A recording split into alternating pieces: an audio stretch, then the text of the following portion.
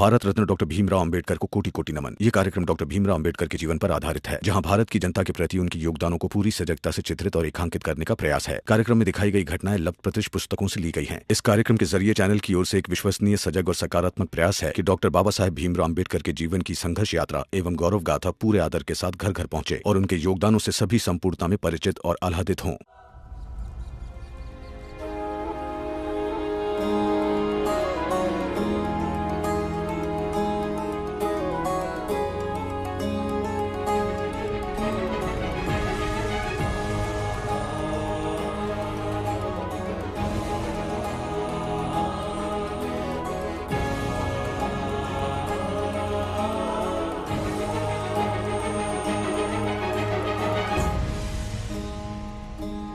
देख भाभी, तेरा बेटा आगे आगे चल रहा है, एक नेता की तरह। नहीं दीदी, नेता की तरह नहीं, योद्धा की तरह। योद्धा की तरह लड़ने वाला है वो। दीदी, उसके बाबा भी यही चाहते हैं कि वो योद्धा बने, और मैं भी।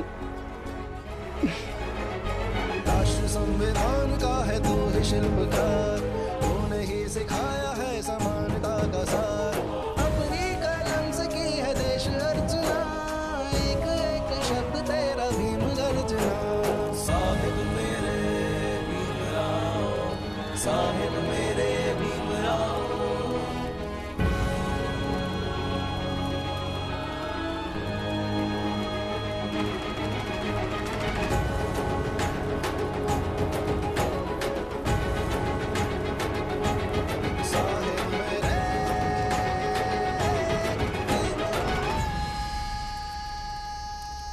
भीम, अब ये लो नहीं बुझेगी। हम सब बारी बारी इसमें लकड़ी डालते रहेंगे और आज हम इस विद्यालय के सामने ये संकल्प लेते हैं कि इस आग को अपनी बिरादरी के हर इंसान के दिल में जला के रखेंगे और आसपास के गांव में घूम घूम कर उन्हें ये बात अच्छे से समझाएंगे। बाद में समझाइए हो, पहले मेरा मूल सूद और मेरा कर्ज, उसका क्या होगा? नमक हरामो, एक एक को उठाकर इसी अलाव में डाल दूंगा। अरे लेकिन सेठ जी, आपने ही तो कहा था ना, जब तक हम आपका कर्ज नहीं चुकाएंगे अपने बच्चों को पढ़ने नहीं भेज सकते। तो नहीं भेज रहे हैं ना। ज्यादा होशियार बनता है, सबको देख लूंगा, किसी को नहीं छोड़ूंगा। भाई खाते के हिसाब से पैसे चुकाने के लिए तैयार है तो सब लोग। धमकी मत दीजिए सेठ जी, अब जो चाहे छीन ले, लेकिन हमसे हमारा जीने का हक नहीं छीन सकते। भाइयों, देख क्या रहे हो? उठाओ लट। आज जिनको भी ताकत का प्रमाण दे देते हैं कि हम क्या कर सकते हैं और क्या नहीं। मारेंगे।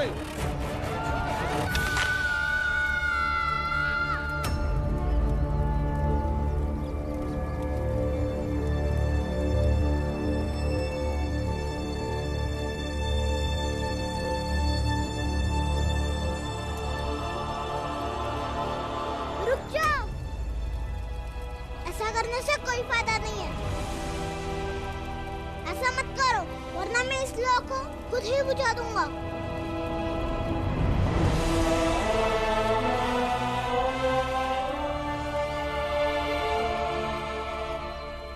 उम्मीद के सारे रास्ते शिक्षा, ज्ञान और परिपक्वता से होकर गुजरते हैं, न कि मारपीट और धमकियों से। सेठ जी, किसी व्यक्ति पर जुल्म उतना नहीं किया जा सकता है जितनी अपनी ताकत हो, बल्कि जुल्म उतना ही किया जा सकता है जितना सामने वाला सह सकता हो। चले जाइए, वरना अगर जुल्म की इंतहा हो गई तो देख लीजिए।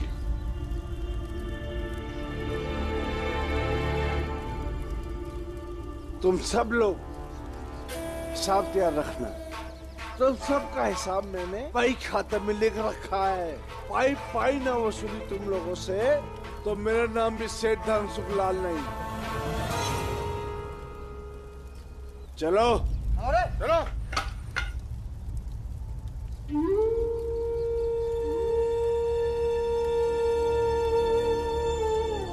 शुक्रिया काका। भाइयों, हम सबको मिलकर कोई ऐसा रास्ता निकालना चाहिए जिससे भीमराव आगे बढ़ सके। क्यों गुरुजी? हाँ। भीमा भाई, सबके लिए खाने का इंतजाम करो। जी। घर में जितना राशन है बना लो। आज हम सब लोग मिल बांट के खाएंगे।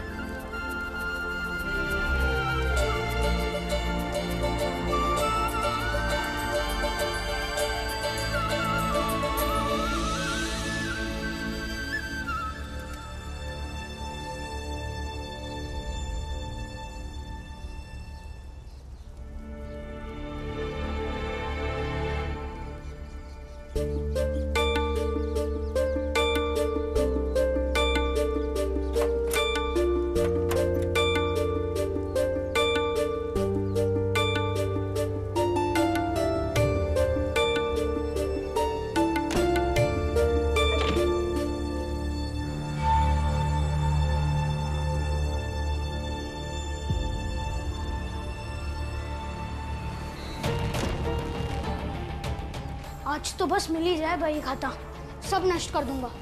फिर देखता हूँ कैसे सूद मांगते हैं।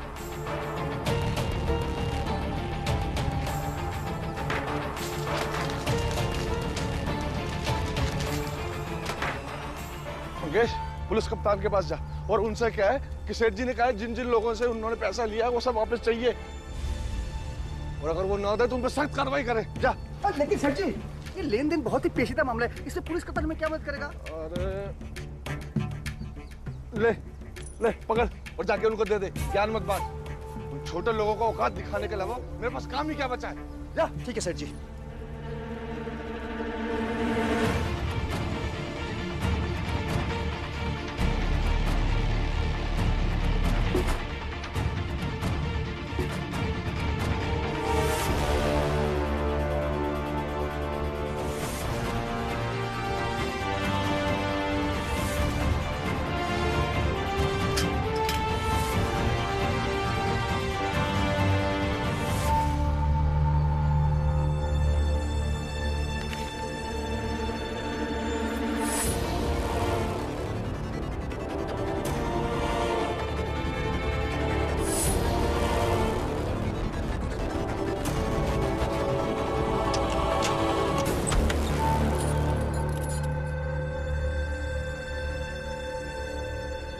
अब इन बई खातों से उन लोगों को बताऊंगा कि साहूकार जब अपने पे आता है तो सूद के साथ साथ खून भी चूस लेता है। भीमराव, तू इन लोगों का नायक बना फिरता है ना, यही लोग तुझसे नफरत करेंगे, और ये वादा है सेठ धनसुख लाल का। रख इधर। आप सब ले बुआ के हाथ से ले। हाँ। खोल दे।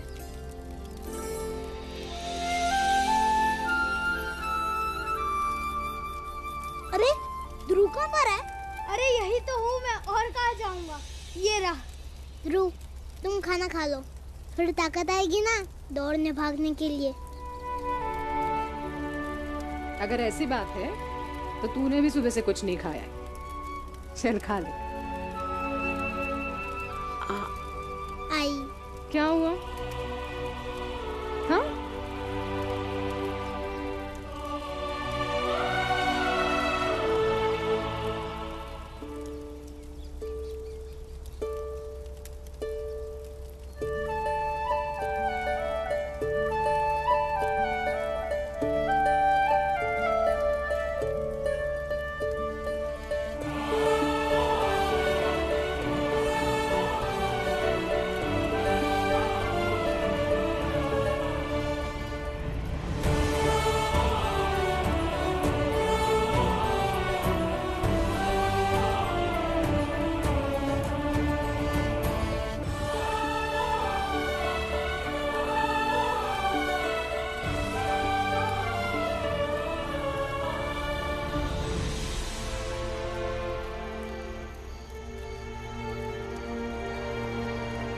देखिए, सीधी बात यह है कि विश्वास की लौ चलाना अपनी जगह है, और विद्यालय में अपनी जात के बच्चों को पढ़ाना अपनी जगह। कोई ना कोई रास्ता तो निकालनी पड़ेगा ना। जब तक पढ़ने के लिए कुछ बच्चे इकट्ठे नहीं हो जाते हैं तब तक अंग्रेजी हुकूमत पर दबाव भी नहीं बनाया जा सकता है। अभी अगर शिकायत लेके जाएंगे तो अकेले भीम की बात कोई सुनेगा ही नहीं। गुरुजी सही कह रहे हैं। हक की मांग में आवाज ऊंची होने से ज्यादा मांग करने वालों की तादाद ज्यादा होनी चाहिए।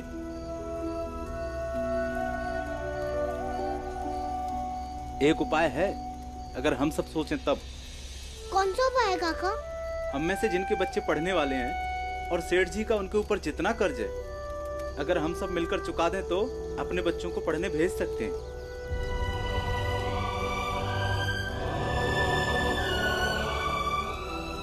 हाँ, लेकिन सब राजी हो तब। और यही बात हम आसपास के गांवों में जाकर लोगों से बात करेंगे। और उन गांव के हमारी जाति के लोग अगर एक होकर ऐसा करने लगे ना, तो राम जी भाऊ हम कुछ 8-10 बच्चे तो इकट्ठा कर ही सकते हैं। फिर तो सेठ भी कुछ नहीं कर पाएगा। हाँ, क्यों गुरुजी?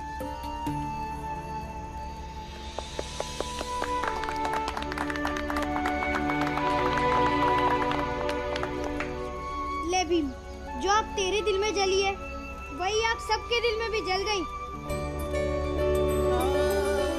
अब ये आग शिक्षा के मार्ग को जरूर रोशन करेगी। आप लोग घर जाइए और थोड़ा आराम कीजिए। चलो भाइयों, सुबह सुबह हमें अलग अलग गांव में जाकर लोगों से बात करनी है। चलो। हाँ चलो। हाँ चलते हैं।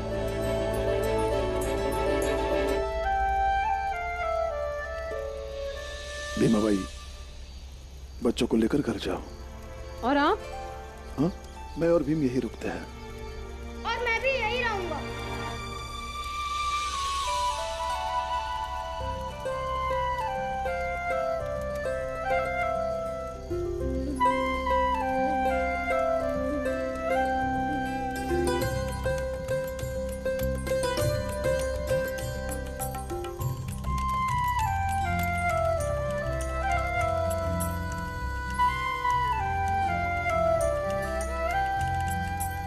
गुरुजी, आप भी घर जाइए, थोड़ा सा आराम कीजिए।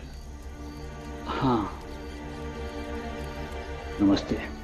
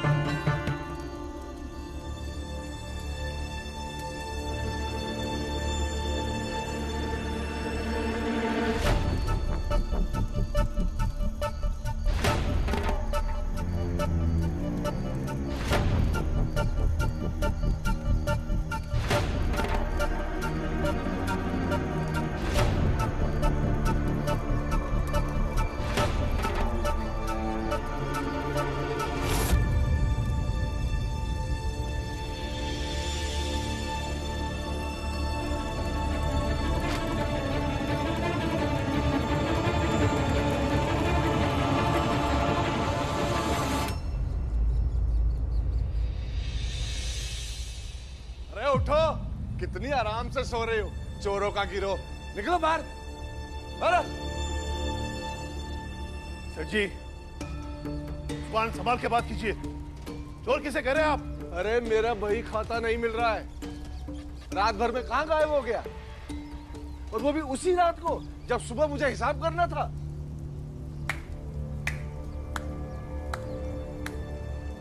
पाप की गठरिया ऐसे ही गायब हो जाती है। मेरी आई कहा करती थी। तू चुप कर। बताओ तुम दोनों, आए मेरा बही खाता कहाँ रखा है उसे? सेठ जी, आपके घर गया था, आप वो नहीं थे तो यहाँ चला आया पुलिस कप्तान साहब को लेकर। चलिए चलते वसूली करने। अरे बहुत बड़ी गड़बड़ हो गई। सेठ जी का वही खाता गायब हो गया। अब कैसे मिलाएंगे कि किससे कितना सूद लेना है और कितना मूल? सेठ जी, हम सब ने आपसे जो लिया हुआ कर्जा है ना, वो लौटाने आए हैं, और वो भी सूद समेत। आपने ये कहा था ना कि जब तक हम लोग आपका कर्जा नहीं चुकाते हमारे बच्चे पढ़ने नहीं आ सकते। यही शर्त थी ना सेठ जी आपकी? अरे अब पैसे कैसे लेंगे? जिस आदमी को अपने बीवी बच्चे याद नहीं है उसे हिसाब याद होगा। जो समझ में आए, 2-4 पैसे कुछ भी दे दो। भीख नहीं मांग रहा नालायक। कप्तान साहब, इनसे मेरे पूरे पैसे वापस दिलवाइए। कहाँ से पूरे पैसे वापस दिलवाऊं? कहीं लिखा हो तब तो दिलाएं। मैंने लिख के रखा है। साधु ऐसा चाहिए जैसा सूप सुभाए, सार सार को गही रहे तो था दे उड़ा।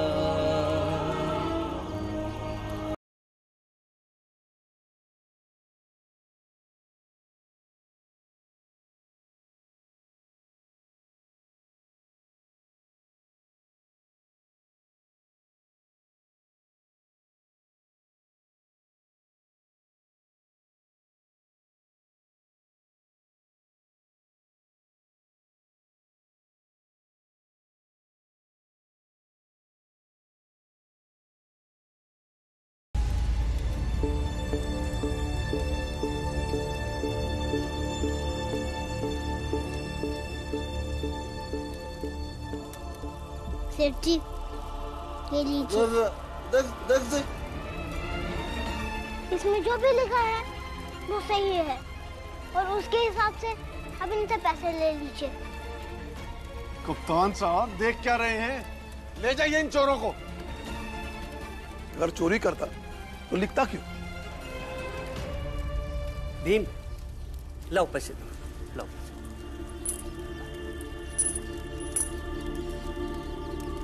सेठ जी, आपका मूल सूद के साथ। भीम, हम दूसरे गांव में जाएंगे, बात करेंगे, समझाएंगे। बच्चे तो इकट्ठे हो जाएंगे, पर विद्यालय के अंदर कैसे जाएंगे ये सोच लो।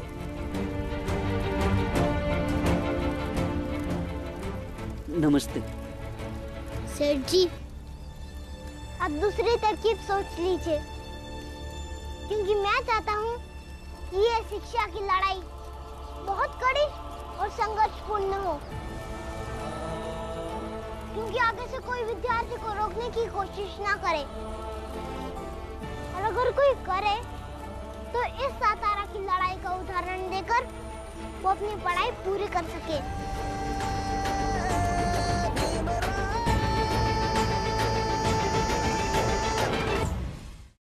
मंगेश, उठा पैसों को, चल।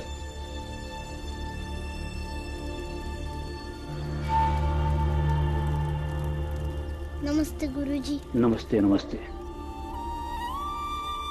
लेकिन भीम, सेठ जी का बही खाता तुम्हें कहां से मिल गया? और उसे चुराया किसने था? मुझे क्या देख रहा है? हाँ, मैंने ही चुराया था,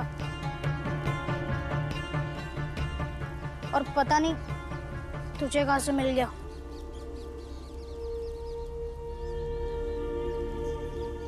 देखो बेटा, गलत का विरोध गलत तरीके से नहीं करते। बात को समझो। दो गलत का जोड़ हमेशा गलत होता है। सच्चाई और नेक इरादे की लड़ाई में अगर कोई गलत करता है तो लड़ाई कमजोर हो जाती है। और एक बदरू, सही को किसी झूठ के सहारे की जरूरत नहीं पड़ती है, वो अपना रास्ता खुद निकाल लेता है। हाँ, ये सत्य है। सत्य कुछ समय के लिए परेशान जरूर हो सकता है, लेकिन अंत में विजय सच्चाई की ही होती है।